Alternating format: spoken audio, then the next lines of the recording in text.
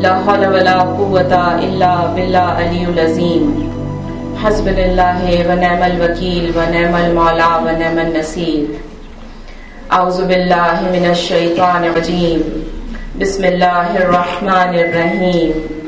اللهم كل وليك الحجة ابن الحسن صلواتك عليه وعلى آبائه في هذه الساعة وفي كل ساعة وليا وحافظا وقائدا وناصرا ودليلا وعينا حتى تسكنه أرضك توبا وتمتعه فيها طويلا. صلوات اللهم صل على محمد وآل محمد وعجل فرجهم. أعوذ بالله من الشيطان الرجيم. بسم الله الرحمن الرحيم. الحمد لله رب العالمين والصلاة والسلام على سيد الأنبياء والمرسلين خاتم النبيين سيدنا نبينا شفيعنا طبيب قلوبنا أبي القاسم محمد. اللهم صل على محمد وآل محمد وعجل فرجهم. وأهل بيته الطيبين الطاهرين المعصومين المظلومين. أما بعد فقد وقال الله تعالى في كتابه المبين قوله الحق. أعوذ بالله من الشيطان الرجيم. بسم الله الرحمن الرحيم. ألف لام ميم ذلك الكتاب لا ريب فيه هدى للمتقين. صلوات. اللهم صل على محمد وآل محمد وعجل فرجهم.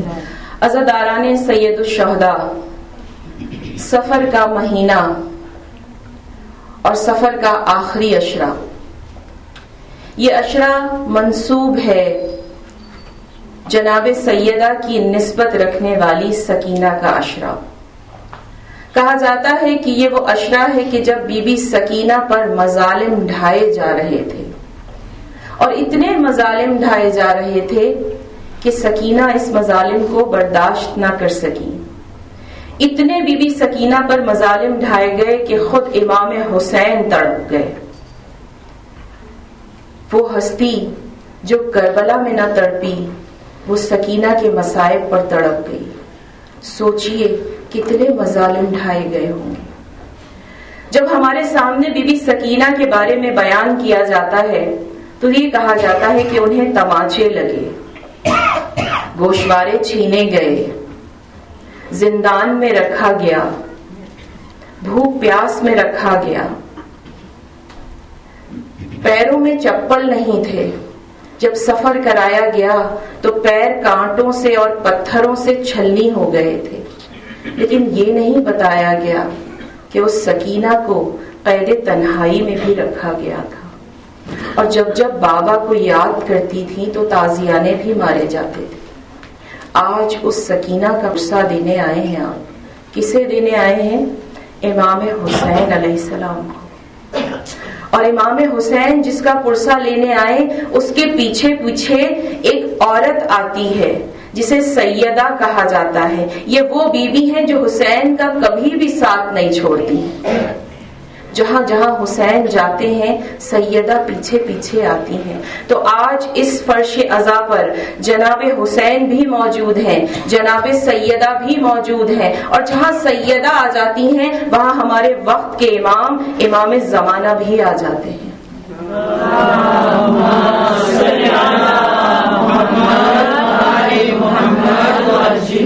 اور جہاں ہمارے وقت کے امام آ جائیں، امام زمانہ آ جائیں، اس فرش عزا پر بیٹھنے والے کا گریہ بھی دیکھ رہے ہوتے ہیں، دعائیں بھی سن رہے ہوتے ہیں. یہ وقت دعا ہے. حاجت طلب کیجیے. آج سکینہ کا دن ہے. سکینہ کو پروردگار عالم نے ایک فضیلت دی ہے کہ اس کے وسیلے سے جو بھی دعا مانگی جائے، جو بھی حاجات مانگی جائے، پروردگار اسے رد نہیں کرتا ہے. آج خاص طور پر میں آپ کے لیے ایک ایسا اعمال لے کر آئی ہوں. میں نے کوشش کی کہ کل میں اس اعمال کو مسجد میں دے سکوں، لیکن وقت کی کمی کی وجہ سے مجھے اپنے اعمال کو روکنا پڑا، اس فضائل کو روکنا پڑا. لیکن آج چونکہ میرے پاس وقت کی کوئی قید نہیں ہے مجھے کوئی وقت نہیں دیا گیا ہے کہ اس وقت پر ختم کرنا ہے، تو میری کوشش ہے کہ آج میں آپ کے سامنے جناب سکینہ کے اس اعمال کو پیش کروں کہ جس کے لیے خود ہمارے چوتھے امام نے کہا ہے کہ جو شخص بھی اس اعمال کو کرے گا، اس وظیفے کو کرے گا، تو پروردگار عالم کوئی بھی بیماری ہو، کسی بھی طرح کی بیماری ہو، ڈاکٹروں نے چاہے کیوں نہ آپ کو جواب دے دیا ہو، پروردگار عالم کہتا ہے کہ شفا مل جائے گی۔ پھر میرے چوتھے امام کہتے ہیں کہ قضائل حوائج کے لیے بھی اس اعمال کو کیا جاتا ہے، اور کہا جن بچیوں کی شادیاں نہیں ہو رہی ہیں، بڑی بیچاری بچیاں ہمیں فون کر کے کہتی ہیں کہ آپ ہمارے لیے دعا کریں کہ اللہ ہمارے نصیب کھول دے۔ بہت سی مائیں دعا کرنے کے لیے کہتی ہیں کہ ہمارے بیٹوں کے نصیب کھل جائیں۔ تو ہمارے چوتھے امام کہتے ہیں کہ جو کوئی بھی بی بی سکینہ کے توسل سے اس اعمال کو انجام دیتا ہے، اس کی اس حاجات کو پروردگار عالم فوراً قبول کرتا ہے۔ پھر کہا جس کو وسعت رزق چاہیے۔ اب ہمارے ذہن میں رزق کی یہی ڈیفینیشن ہے کہ بہت زیادہ مال و دولت آئے، لیکن اللہ کے نزدیک رزق کی ڈیفینیشن، رزق کی تعریف الگ ہے۔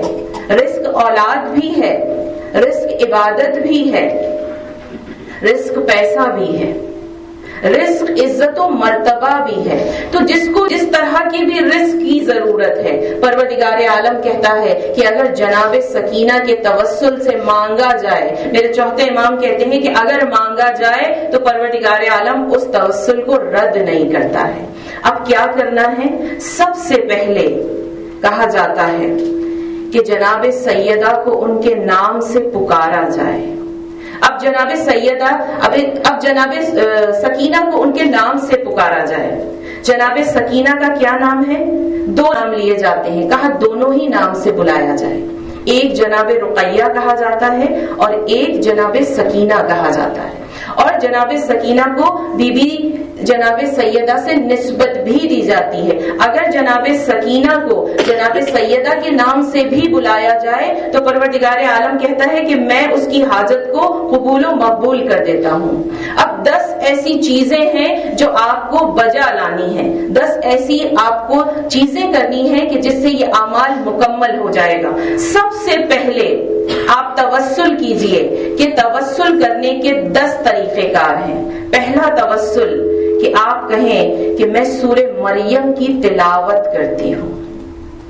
جناب سکینہ سے حاجات کی توسل کے لیے پہلے ضروری ہے کہ باوضو ہو کر سورہ مریم کی تلاوت کی جائے، اور جب تلاوت ختم کر لیں تو اس سورے کو جناب سکینہ کو آپ ہدیہ کر دیں۔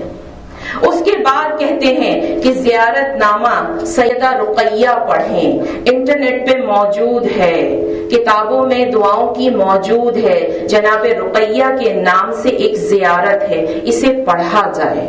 اس کے بعد ہمارے چوتھے امام کہتے ہیں 100 مرتبہ درود کی تلاوت کی جائے، درود پڑھا جائے، بآواز بلند پڑھا جائے، سرگوشی نہ کی جائے، آہستہ نہ پڑھا جائے، زور سے پڑھا جائے کہ آپ کے ہی کانوں کو آپ کی آواز سنائی دے۔ کیوں پڑھا جائے؟ کیونکہ جب زور سے درود پڑھا جاتا ہے اور اپنے ہی کانوں میں آواز آتی ہے تو اللہ ایک فرشتہ معمور کر دیتا ہے جو آپ کے دلوں میں نور کو پیدا کرتا ہے۔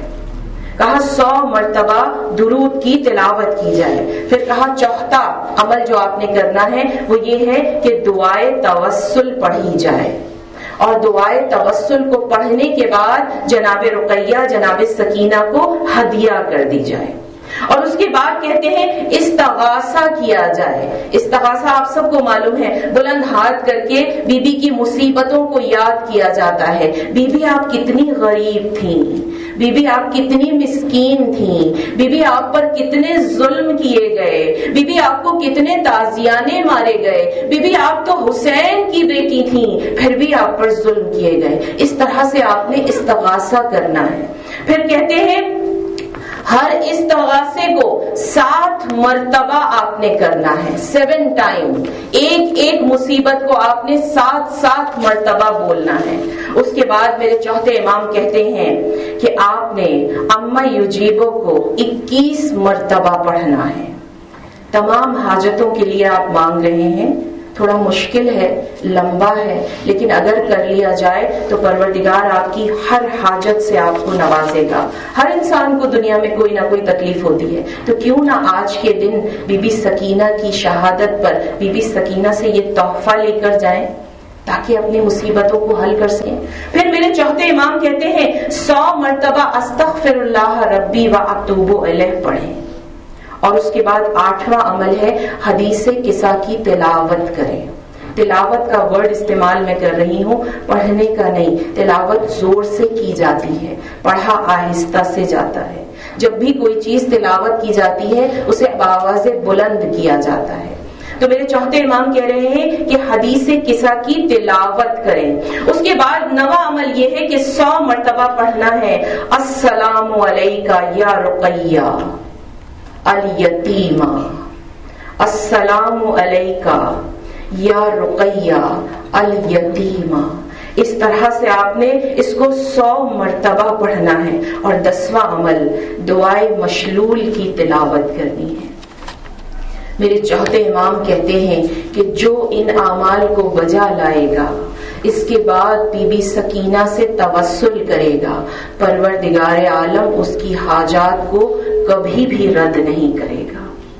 یہ آج تحفہ ہے آپ کے لیے بی بی سکینہ کی شہادت پر۔ دیکھیں کتنی عظیم ہستیاں ہیں کہ ولادت پر بھی تحفہ دیتے ہیں، شہادت پر بھی تحفہ دیتے ہیں، اور ہم سے صرف یہ مانگتے ہیں کہ جب بھی فرش عزا پر آئے ہیں پورے دل سے آئیں، صرف ان کے لیے آئیں۔ جب آئیں تو یہ محسوس کریں کہ واقعی کوئی ہمارے گھر کا تھا جو دنیا سے رخصت ہو گیا ہے۔ جب کوئی ہمارے گھر سے رخصت ہو جاتا ہے، ہم کسی بھی فرش عزا پر جاتے ہیں، ہم محسوس نہیں کرتے ہمارے برابر میں کون بیٹھا ہوا ہے، بس گریہ کرتے ہیں۔ ایسے ہی گریہ آج ضرور کیجیے گا، کہ کیونکہ جو اس طرح سے گریہ کرتا ہے پروردگار عالم اسے متقی بننے کا موقع فراہم کرتا ہے۔ میری آیت ہے ہدی للمتقین، پروردگار عالم متقین کو ہدایت کا نور ادا کرتا ہے۔ متقی کون بن سکتا ہے؟ کیوں پروردگار عالم صرف متقین کو ہی ہدایت کا نور دیتا ہے؟ تو خداوند عالم کہتا ہے کہ میں نے ہر انسان کو فطرت خدا کے اوپر پیدا کیا ہے۔ جو بھی بچہ دنیا میں آتا ہے وہ فطرت پر پیدا ہو کر آتا ہے۔ اللہ کی فطرت یہ ہے کہ جو بھی بچہ پیدا ہوتا ہے اسے دین ابراہیم پر بھیجتا ہے۔ دین ابراہیم کیا ہے؟ اللہ کو ایک ماننا، پیغمبروں کو دل سے قبول کرنا، اور امامت کا اقرار کرنا۔ جس کے دل میں یہ 3 چیزیں موجود ہوتی ہیں پروردگار عالم کہتا ہے یہ میری فطرت پہ پیدا ہوتا ہے۔ اب فطرت انسانی کیا ہے؟ انسان کی ہماری فطرت کیا ہے؟ ہماری فطرت یہ ہے کہ جب ہم انسان کو، کسی بھی انسان کو دیکھتے ہیں کہ یہ برا کر رہا ہے تو ہم اپنے ذہن میں اس کے لیے ایک نقشہ بنا لیتے ہیں کہ یہ برا انسان ہے۔ کسی کو اچھا کرتے ہوئے دیکھتے ہیں تو ہم یہ نقشہ بنا لیتے ہیں کہ یہ ایک اچھا انسان ہے۔ لیکن پروردگار کی فطرت ایسی نہیں ہے۔ پروردگار عالم انسان کی ظاہری شخصیت کو نہیں دیکھ رہا ہوتا۔ خدا کے نزدیک برا کرنے والا اگر دل سے پروردگار کو مانتا ہے، اس کی نعمتوں کا شکر ادا کرتا ہے، دل سے کسی کے لیے رحم رکھتا ہے، لیکن ظاہری طور پر وہ شاید آپ کو برا نظر آ رہا ہو، تو خدا کے نزدیک وہ شخص معتبر ہے، اسے جنت میں ڈالا جائے گا۔ لیکن ظاہری طور پر کوئی انسان بہت اچھا ہے، بہت ہی عبادت گزار ہے، بہت ہی زیادہ نیک کام کرتا ہے، لیکن اس کے دل میں اس نیک کام کی نیت یہ ہے کہ لوگ مجھ سے متاثر ہو جائیں، تو پروردگار عالم کے نزدیک وہ شخص جہنمی ہے۔ خداوند اعلیٰ قرآن کریم میں ارشاد فرماتا ہے، رسول خدا صلی اللہ علیہ وآلہ وسلم نے فرمایا، اللہم صلی علی محمد وآل محمد وعجل فرجہم۔ رسول خدا صلی اللہ علیہ وآلہ وسلم نے ارشاد فرمایا کہ قیامت کے دن برزخ کا سفر گزارنے کے بعد حشر کے دن اللہ کے سامنے ایک ایسے گروہ کو پیش کیا جائے گا، ایک ایسی جماعت کو پیش کیا جائے گا کہ جو نمازی تھے جو تہجد گزار تھے، جو لوگوں کے ساتھ بہت اچھے اور نیک کام کیا کرتے تھے، بہت زیادہ دین کے کام کیا کرتے تھے، بہت زیادہ لوگوں کی مدد کیا کرتے تھے، ہر دین کے نیک کام میں آگے آگے رہتے تھے، لیکن پروردگار فرشتوں کو یہ حکم دے گا کہ انہیں جہنم میں ڈال دو. تو فرشتے پروردگار عالم سے یہ سوال کریں گے، پوچھیں گے کہ اے میرے رب، ان کے اعمال میں تو اتنی زیادہ نمازیں ہیں، اتنے زیادہ زکوٰۃ ہیں، اتنا زیادہ ان کے ہاں صدقہ و خیرات ہے، کیوں انہیں جہنم میں ڈالا جا رہا ہے؟ تو کہا انہیں جہنم میں ڈالو. رب کہے گا کہ انہیں جہنم میں ڈال دو. کیوں ڈال دو؟ پھر اللہ تعالیٰ ان فرشتوں کو کچھ اور بھی حکم دے گا کہ انہیں جہنم میں ڈالو، لیکن ان کی پیشانی کو مت جلانے دینا. کیوں؟ کیونکہ یہ مجھے سجدہ کیا کرتے تھے. کہا ان کے ہاتھوں کو مت جلانا، اس ہاتھ سے یہ لوگوں کی مدد کیا کرتے تھے، صدقہ دیا کرتے تھے. کہا ان پیروں کو مت جلانا، کیونکہ ان پیروں سے چل کر یہ میری مسجد، میرے خدا کے گھر میں آیا کرتے تھے، عبادت کے لیے جایا کرتے تھے. تو فرشتے سوال کریں گے، پروردگار اتنی نیکیاں ہیں ان کے اعمال میں، پھر کیوں جہنم میں ڈال رہے ہو؟ کہ پھر کیوں ان کو عذاب میں مبتلا کر رہے ہو؟ کہا اس لیے کر رہا ہوں کہ یہ جو بھی کرتے تھے، جو بھی عبادت کرتے تھے، جو بھی میرے نام سے کسی کو دیتے تھے، ان کی نیت میں یہ ہوتا تھا کہ بندہ انہیں اس کا اجر دے گا، انسان اسے اجر دے گا. آج میں انہیں انسان کی طرف ڈھکیل رہا ہوں کہ بلاؤ ان سے اپنے اس اعمال کا اجر مانگو. تو خدا کیا کہہ رہا ہے؟ فطرت میں کیا ہے کہ فطرت نے تمہیں خلق کیا اس لیے کہ تم اپنے رب کو راضی کرنے کے لیے عبادت کو کرو، نہ کہ دنیا میں اپنے آپ کو بہتر دکھانے کے لیے عبادت کرو. آج جب ہم فرش اعضاء پر آتے ہیں تو ہمیں کیا کہنا چاہیے؟ اللہ کو راضی کرنے جا رہے ہیں، رسول کو راضی کرنے جا رہے ہیں، امام حسین کو راضی کرنے جا رہے ہیں. چاہے کہیں بھی مجلس ہو، یہاں پر تو ماشاءاللہ سے اتنی اچھی امام بارگاہ ہوتی ہے، بیٹھنے کے لیے اچھی جگہ ہوتی ہے. میں نے خود مٹی پر بیٹھ کر پاکستان میں مجلس سنی ہے، روڈ پر بیٹھ کر. کوئی گھر نہیں تھا، کوئی بستر نہیں تھا، کوئی آسمان سے ڈھکی ہوئی چیز نہیں تھی، ہم خاک پہ بیٹھے تھے. کس کے لیے گئے تھے؟ امام حسین کو راضی کرنے کے لیے گئے تھے. ہمیں تو اتنی اچھی جگہ ملتی ہے، تو جب ہم اس جگہ پر آئے تو شکر کریں پروردگار عالم کا کہ اے رب تو نے ایسی جگہ دی کہ یہاں پر بیٹھ کر ہم آرام سے عزاداری کر رہے ہیں، کوئی تکلیف نہیں ہے. دنیا میں لوگ کھڑے ہو کر گھنٹوں گھنٹوں مجلسیں سنتے ہیں، پھر بھی ان کا جذبہ ختم نہیں ہوتا، ان کا جوش ختم نہیں ہوتا. کیوں؟ ان کے دل میں یہ بات ہے کہ جب ہم عزاداری کریں گے، امام حسین کو راضی کریں گے، تو ضرور امام حسین آخرت میں ہماری شفاعت کریں گے. آخرت کی شفاعت کے لیے حسین سے اور اہل بیت سے سچی محبت کرنی پڑے گی. اور اس محبت میں لالچ کا ہونا ضروری نہیں ہے. جب ہم کسی سے محبت کرتے ہیں، کسی کو قریب لے کر آتے ہیں، تو ہمارے دل میں ایک لالچ آ جاتی ہے کہ اگر ہم دنیا میں کسی سے محبت کرتے ہیں تو ہم محسوس کرتے ہیں شاید یہ کبھی ہمارے کام آ جائے گا. ایسا ہوتا ہے، فطرتاً ہمارے اندر یہ خواہش آ جاتی ہے. لیکن خدا کہتا ہے کہ جب اہل بیت سے بھی محبت کرو تو اس لالچ میں مت کرو کہ وہ تمہاری شفاعت کریں گے، اس لیے کرو کہ وہ محبت کروانے کا حق رکھتے ہیں. ان کی ذات ایسی ہے کہ ان سے محبت کی جائے. ہم اپنی اولاد سے بھی لالچ میں محبت کرتے ہیں. ہماری ذہن میں کیا ہوتا ہے؟ بڑا ہو جائے گا، ہمارا سہارا بنے گا. لالچ اس لیے نہیں کرتے کہ وہ ہماری اولاد ہے. ہمیں پتا ہے جب وہ بڑا ہو جائے گا ہم بوڑھے ہو جائیں گے، ہمیں اس کے سہارے کی ضرورت پڑے گی. لیکن اگر یہی محبت اپنی اولاد سے اس لیے کی جائے کہ بھلے یہ میری اولاد ہے، میرا فرض ہے اس کی تربیت کرنا، میرا فرض ہے اس سے محبت کرنا، اسے چیزیں پرووائڈ کرنا، اس کے آرام کا خیال رکھنا. جب یہ خواہش آپ کے دل میں آ جائے گی تو جیسے جیسے آپ بوڑھے ہوتے جائیں گے، بچہ جوان ہوتا جائے گا، اللہ اس کے دل میں خود ڈال دے گا کہ میرے ماں باپ سے محبت کرنا میرا فرض ہے، مجھ پہ زبردستی نہیں ڈالا گیا ہے. کیوں قرآن میں کہتے ہیں وَبِالْوَالِدَيْنَ احسانا، احسان وہی کرتا ہے جس پر والدین احسان کرتے ہیں. اگر لالچ ہے والدین کے دل میں تو بعد میں بچے کے دل میں بھی لالچ آ جائے اور پھر وہ اولاد کبھی بھی آپ سے سچی محبت نہیں کر سکے گا، آپ کا احترام نہیں کر سکے گا۔ تو میرا پروردگار کہتا ہے کہ کچھ بھی کرو، نماز پڑھو تو مجھ سے محبت کے لیے پڑھو، آخرت اور جنت کی خواہش میں مت پڑھو، کسی کی مدد کرتے ہو تو مجھے راضی کرنے کے لیے پڑھو اور کرو، اس لیے مت کرو کہ وہ تمہیں کوئی ریٹرن دے گا، وہ تمہیں سلام کرے گا۔ اگر تم نے اس کی مدد کی ہے تو اپنے لیے کی ہے تاکہ آخرت میں تمہیں اس کا اجر ملے۔ اگر تمہیں دنیا میں اس کی طرف سے سلام چاہیے تو یقین جانیے اس گروہ میں ہم بھی شامل ہو جائیں گے۔ بر محمد والے محمد صلوات اللہم صلی علی محمد وعلی محمد وعجل فرجہ۔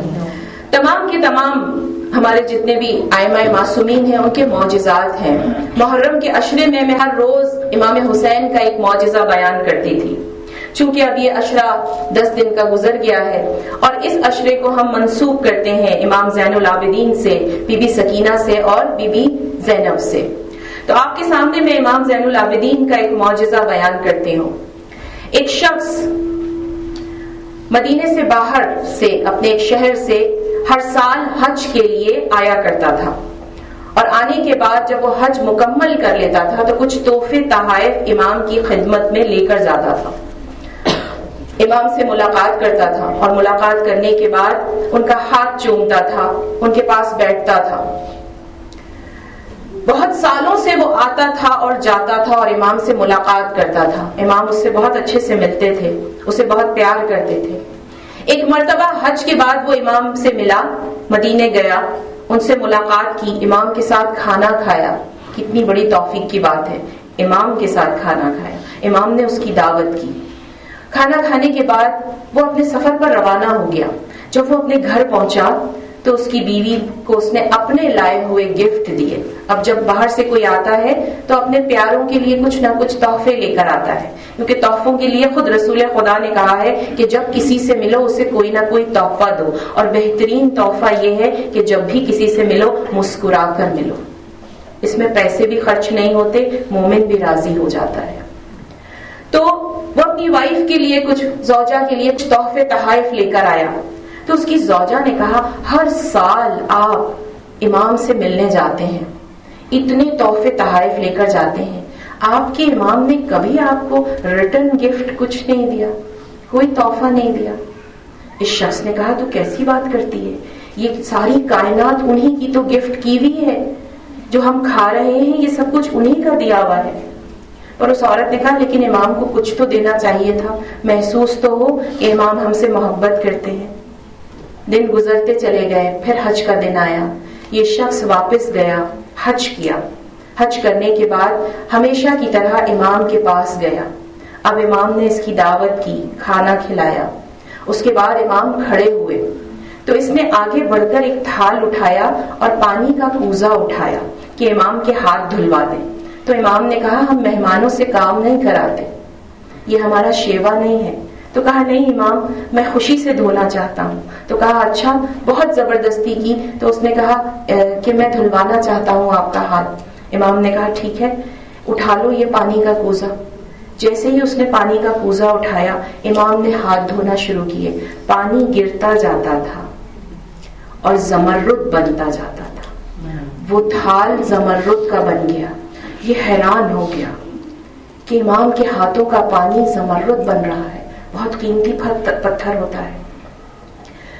پھر امام نے کہا دوسرا کوزہ اٹھاؤ، واپس ہاتھ دھلوایا، دوسرے تھالے پر سچی موتیاں گرنا شروع ہو گئی۔ اب یہ اور متاثر ہو گیا، گھبرا گیا، بیٹھ گیا، کہا امام یہ کیا دکھا رہے ہیں، مجھے کیا سمجھا رہے ہیں؟ کہا یہ دونوں تھالے اٹھا لو اور اپنی زوجہ سے کہنا کہ ہم کسی کو خالی ہاتھ نہیں بھیجتے۔ یعنی امام سے محبت کرو تو اس میں لالچ نہیں ہونی چاہیے۔ اگر دنیا میں ظاہری طور پر اگر آپ کو کچھ نہیں مل رہا ہے، آپ کہیں میں امام سے بڑی محبت کرتی ہوں، میں بڑی عزتدار ہوں ان کی، میں ان سے اتنی محبت کرتی ہوں، ہر روز مجلسوں میں جاتی ہوں، دعائیں بھی مانگتی ہوں، امام کیوں نہیں دیتے ہیں؟ تو امام نے یہ کہا کہ اگر یہاں نہیں مل رہا ہے تو وہاں ضرور دوں گا. ضرورت زیادہ کیا کہاں ہے ہمیں؟ اس جہان میں ہے یا اس جہان میں ہے؟ یہاں تو کوئی نہ کوئی مومن آ جائے گا ہماری مدد کرنے, خدا کا بندہ آ جائے گا ہماری ہیلپ کرنے کے لیے, لیکن وہاں کوئی بندہ نہیں آئے گا. اگر مدد کریں گے تو صرف یہی ہستیاں ہماری مدد کریں گی. تو ان سے دل سے محبت کریں, وہ محبت کریں جو پانی کے اندر مچھلی کرتی ہے, نکال دو تو مر جاتی ہے. اگر دل سے اہل بیت کی محبت نکل جائے تو اپنے آپ کو مردہ محسوس کرنے لگے. جب ایسی خواہش دل میں آ جائے گی, ایسی محبت آ جائے گی, تو لطف آ جائے گا آپ کی نماز میں. ایسا محسوس ہوگا کہ آخری نماز ہے, اور جب پروردگار کی ایسی نماز پڑھیں گے تو خدا کہتا ہے یہی میری فطرت ہے, اسی فطرت کے لیے میں نے تمہیں خلق کیا تھا. یہ دنیا تو صرف ایک تماشا ہے, اس تماشے میں گم مت ہو جانا, میری فطرت کو بھول نہ جانا. ایک دن پلٹ کر میرے ہی پاس آؤ گے. خدا کہتا ہے فطرت اللہ التی فطرنا, ہر انسان کو میں نے فطرت پر پیدا کیا ہے. یہ فطرت وہ ہے کہ جس کے بعد اگر دل میں اتر جائے تو خدا خود کہے گا کہ میں تجھے متقی پرہیزگار بناتا ہوں, میں ہدایت کا نور تیرے اندر ڈالتا ہوں. اور محمد والے محمد صلوات.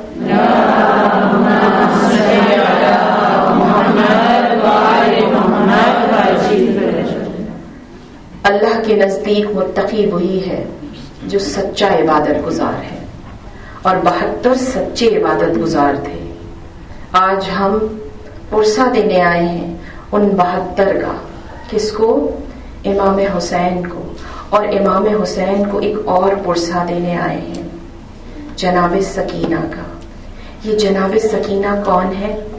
یہ جناب سکینہ حسین کی وہ بیٹی ہے کہ جن کے لیے امام حسین تہجد میں دعا مانگا کرتے تھے, کہا کرتے تھے اے پروردگارا مجھے سینے پہ سونے والی دے دے. سوچئے کہ اس کے لیے امام حسین تہجد میں دعا مانگتے تھے, اس بی بی کا کتنا مرتبہ ہوگا. میری عادت ہے تھوڑا زیادہ مصائب پڑھنے کی, اگر زیادہ ہو جائیں تو مجھے معاف کیجیے گا, لیکن سکینہ کہ میں کم مصائب پڑھ نہیں سکتی. اگر گھنٹہ بھر بھی مصائب پڑھنے کے لیے کہا جائے تو مجھے کم ہی لگتا ہے. جتنی آپ کی ہمت ہوگی سننے کی اور جتنی میری طاقت ہوگی پڑھنے کی میں پڑھوں گی, میرا ساتھ دیجیے گا.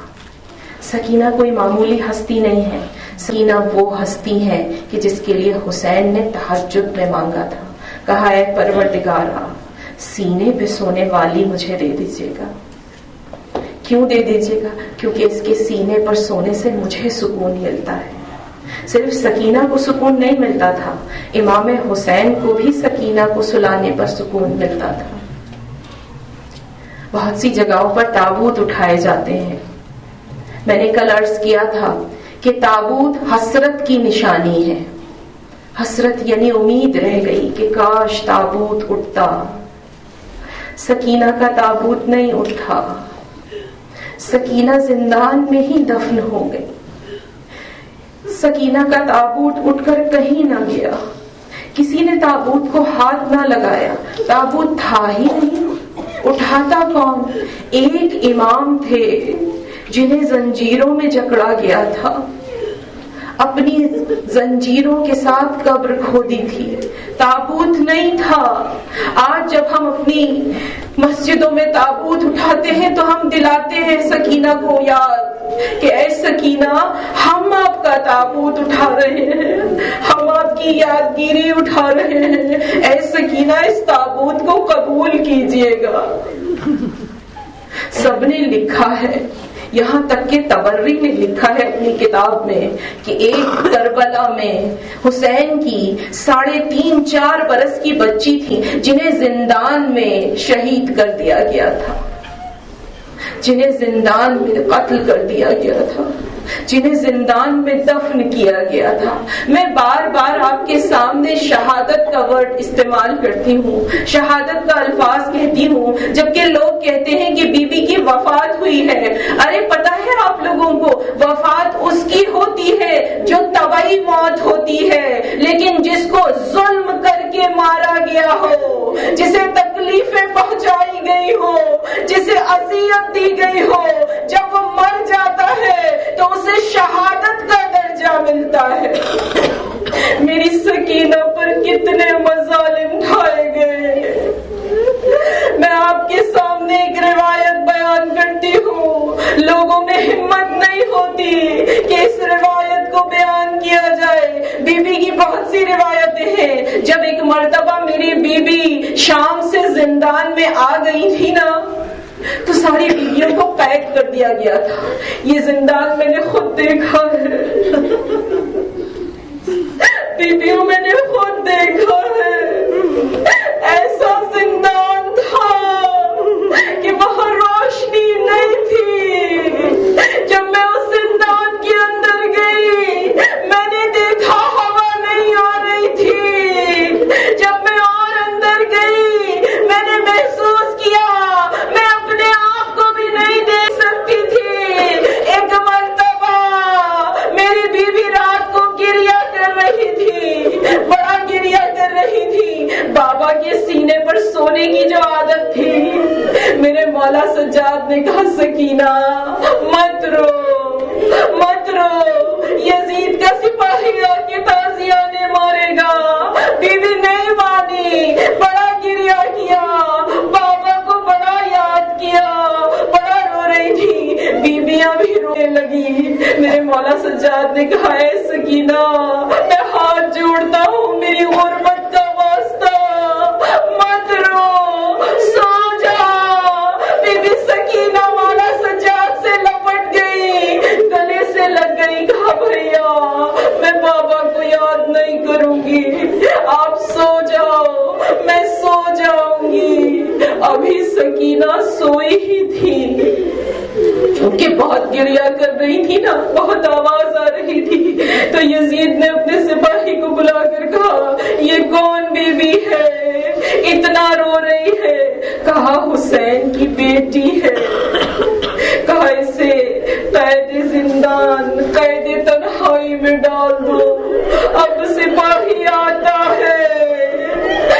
قید کا دروازہ کھولا، امام سجاد سے مخاطب ہوا، کہا یہ بچی جب روتی ہے شام کے لوگ تڑپ جاتے ہیں، اس نے سب کا سونا محال کر دیا ہے۔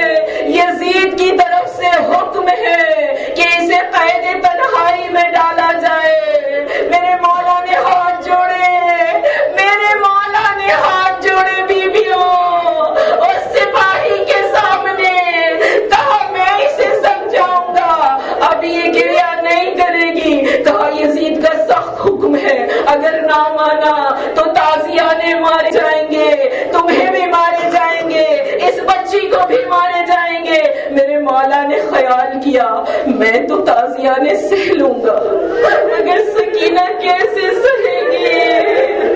میرے مولا نے سکینہ کا خیال کیا، میرے مولا نے سکینہ کو اٹھایا، سکینہ اٹھو، قید تنہائی آئی ہے، تمہیں دوسرے زندان میں جانا ہے۔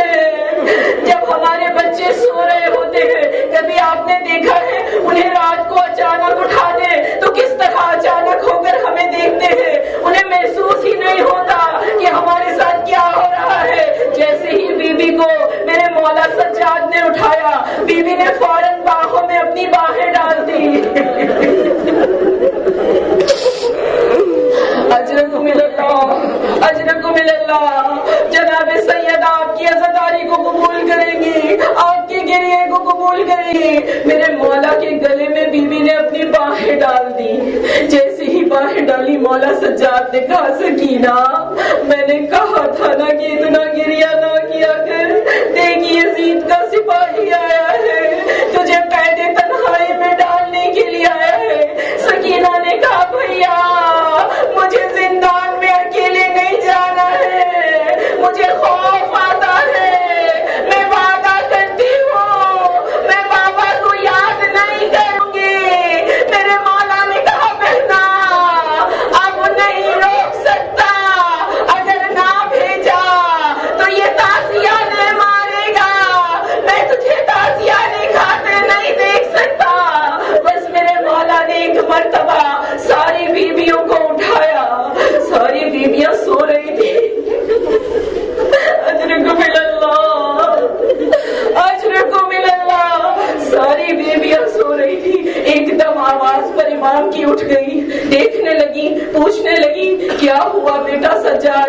मेरी अम्मा ने पूछा क्या हुआ बेटा? कहा यजीद का पैगाम आया है, सकीना को अलविदा कर दो। सारी बीवियां गिरिया करने लगी। सकीना के गिर्द हल्का बनाया, बीच में मौला सज्जाद खड़े थे। सकीना ने सज्जाद की बाहों में बाहें डाली थी। मेरे मौला ने कहा सकीना सबसे अलविदा कर लो। मेरी छोटी सी सकीना ने नन्हे से हाथ को उठाया, सबको सलाम किया, कहा अलविदा अम्मो, कहा अलविदा फूफी, कहा अलविदा बहना। एक कोहराम मच गया। सिपाही ने कहा जल्दी कर, जल्दी कर, जल्दी कर, यजीद का हुक्म है। मेरे मौला उन बेटियों में सकीना को उठाए हुए अब जिंदान की तरफ रवाना है। पहला जिंदान आया, मेरे मौला ने कहा यहाँ उतार दो सकीना को, कहा भी और आगे जाना है। फिर दूसरा जिंदान आया, मेरे मौला ने कहा यहाँ छोड़ दो सकीना को, कहा भी और जाना है। मेरे मौला कहते हैं, रावी कहता है 7वें जिंदान में पहुंचे। 3.5 बरस की सकीना, हमारे घर में बच्चा अकेला हो तो तड़प जाते हैं। ये हुसैन की लाडली थी जिसे नमाज़े शब में मांगा था, 7वें जिंदान में डाला। मेरे मौला कहते हैं जब मैं जिंदान में गया मैंने महसूस किया ना हवा है ना रोशनी है। सकीना को जबरदस्ती अपने गले से उतारा, जमीन पर रखा। सकीना ने कहा भैया मुझे रोज मिलने आना। मेरे मौला ने कहा अजर को मिलना, अजर को मिलना। जनाब सकीना आपकी अज़ादारी को कबूल करे, जनाब सकीना आपके आंसुओं को कबूल करे। अरे इमाम हुसैन आए हैं, इमाम ज़मान आए हैं, वो आपके लिए पुरसा लेने आए हैं सकीना का। बस भाई मेरे मौला ने, बस भाई मेरे मौला ने एक मर्तबा सकीना को नीचे उतार दिया। मेरे मौला चले गए, जिंदान बंद हो गया। सकीना एक दीवार से दूसरी दीवार तक, दूसरी दीवार से तीसरी दीवार तक जिंदान में टक्कर मारती रही, बाबा को याद करती रही। मेरी बीबी ने कहा बाबा आपके जाने के बाद शिमर ने ताजिया ने मारे, मेरे गोशवारे जी ने मुझे तमाचा मारा। बाबा जब आप रुखसत हो रहे थे आपने कहा था बेटी तुम्हारे नसीब में, तुम्हारी वसीयत में कैद जिंदान आई। बाबा आपकी वसीयत कबूल हो गई।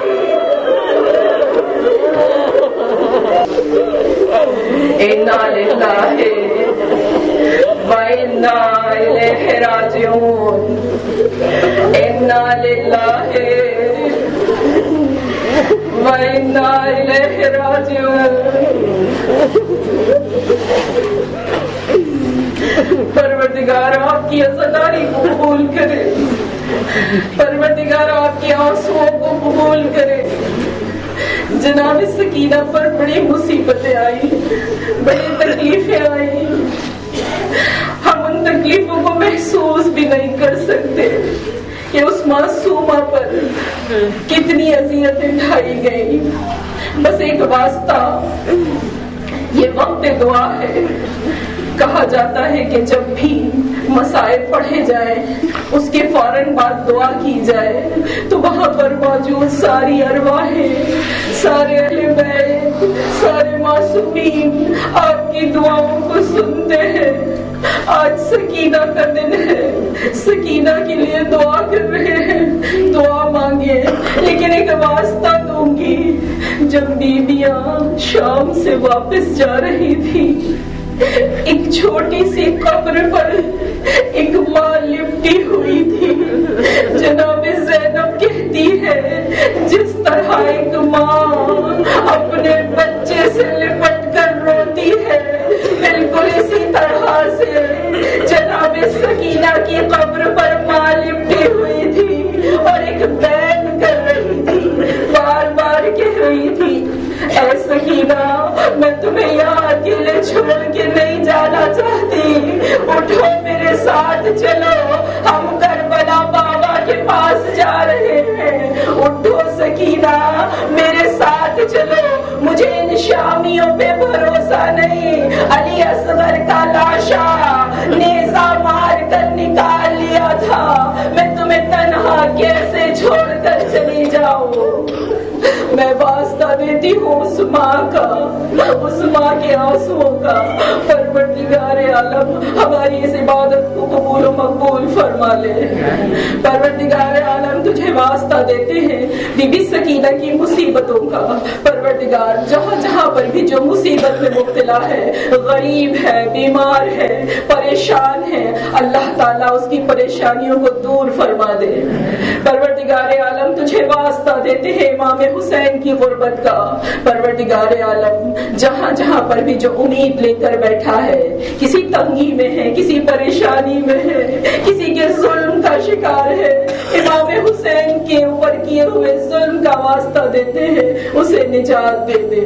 پروردگار عالم امام زمانہ کے ظہور میں تعجیل فرما دے اور ہمیں ان کے انصار میں شامل فرما دے۔ ماتم حسین